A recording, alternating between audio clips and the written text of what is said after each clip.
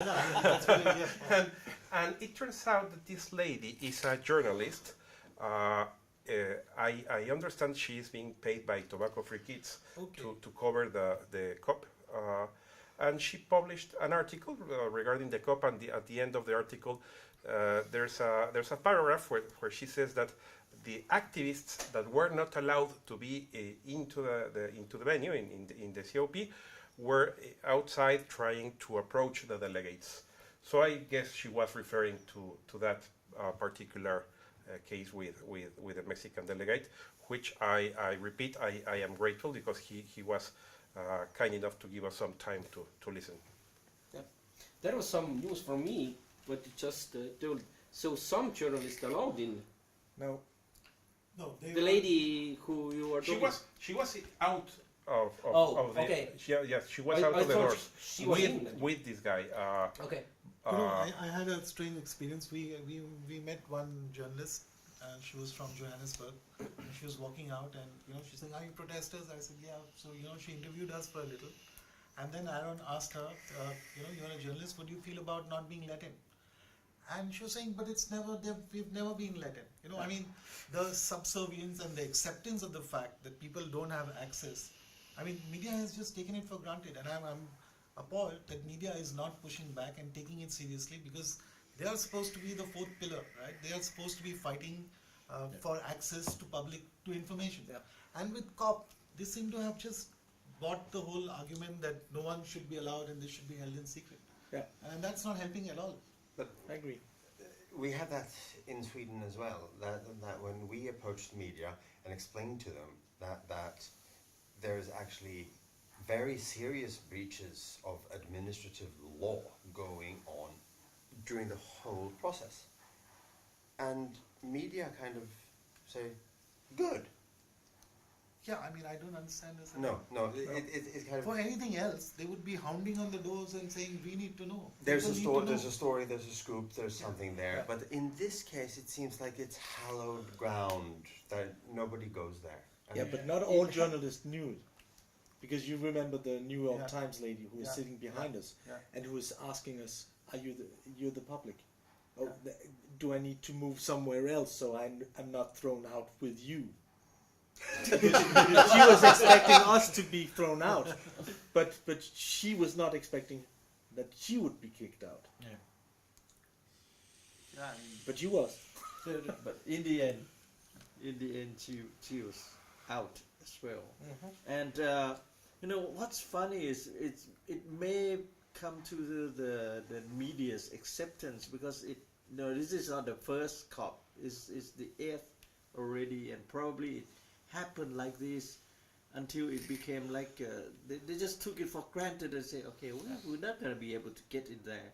No. It's going to be a closed session. It's like some countries' parliament, but like referring back to, we talk about countries, there are live media, of course, run by the government people themselves, but at least there are some kind of live feed. And what happened? We were right here watching the live feed, and at the exact moment that the decisions was to be made about us, then it's just like, it's like Thanos snapping his finger, just cut everything out. But one thing I have to say, which is unfortunate, is that there were tobacco people amongst the public.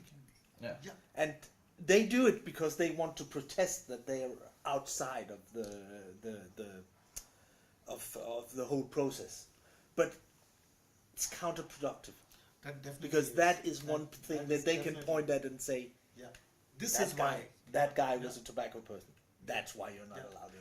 Well, see, I got the sense that between a tobacco industry which has been unethical, and on the other hand, the tobacco control people which have been dogmatic. Yes. It is us consumers who are getting sandwiched between these Yeah. two extreme Yeah. positions. Yeah. It's Yes. very difficult to And for- explain we are the victim. Yes. Yeah. And we are Yeah. associated with the guilty party Yeah. Right. because we are in the same room. That's insane. Yes. And since we know that there were tobacco people because we could recognize some of these people. Right. We've seen them before.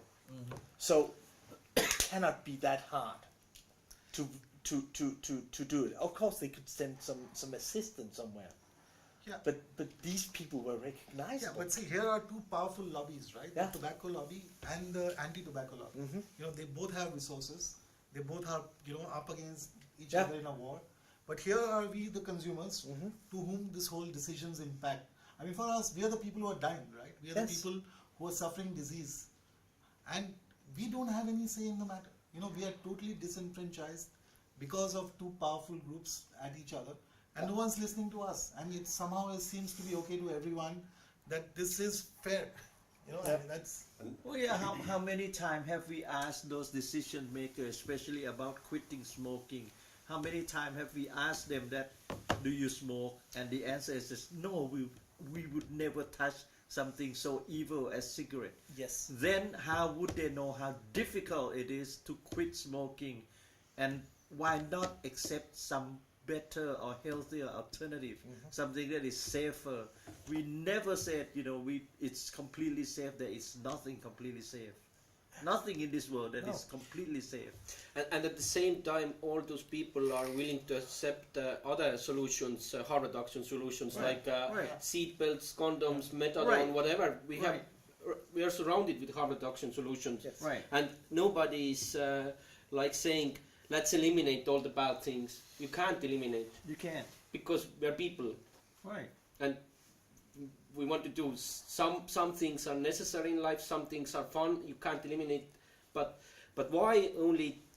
This is the only area, as far as I know, that harm reduction is like banned. yeah, like taboo. You know, Yeah. It's taboo. And But you know, Yeah. it is implied everywhere else. It's a principle in medicine. it is a Even medicine is harmful, Yeah. but it's less harmful than the Yeah. disease. Yeah. Right. Right. That's a principle. Right. it shouldn't. It's actually it's a construct that it's so controversial in tobacco and that it's not accepted in tobacco, which it should be more than in any other non-communicable disease area, because in absolute numbers, it has the biggest impact.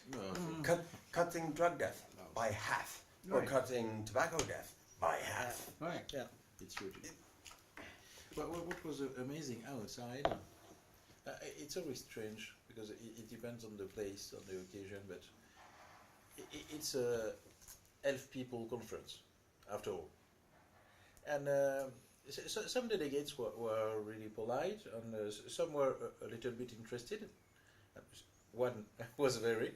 Well, I don't know if he was interested, but Well, at least he listened to me, Yeah. and he also tried to tell me his point of view, Yeah. which I don't really like, but there was conversation. I mean, at least to get to a conclusion, to get to an idea, to get to an arrangement, there must be dialogue, and at least this guy from Mexico was educated enough to give me some time, some attention, and even his email to contact him. Well, yeah, like- and like- for that I'm grateful. I don't know if we will get something from him. What surprised me that it's nobody asked any of us.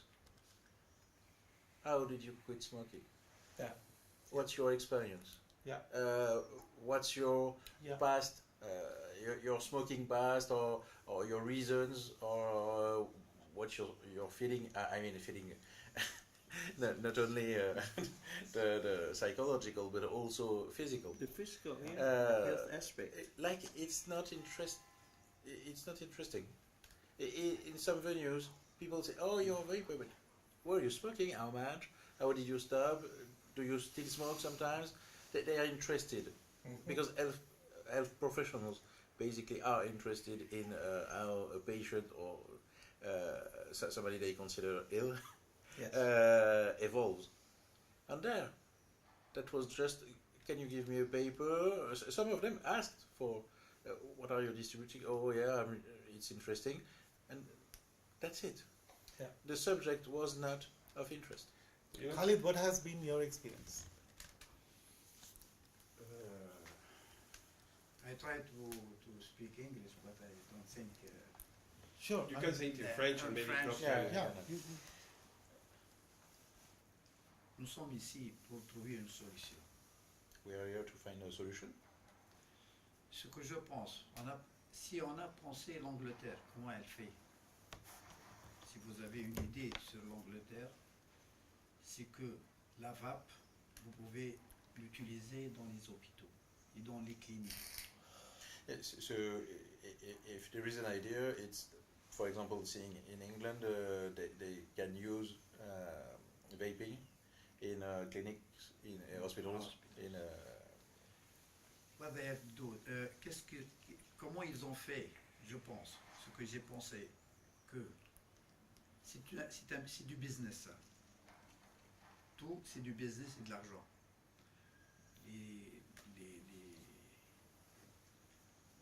Les sociétés de tabac, ils ont investi beaucoup d'argent. Pour qui? Parce que j'ai vu un document envoyé spécial, ça fait 2-3 ans, ils ont payé de l'argent pour les députés. This is a business. It's also a business issue. Like in some documentary, you can see the tobacco companies executives. They paid people, elected people, to influence the law or the market or their possibilities to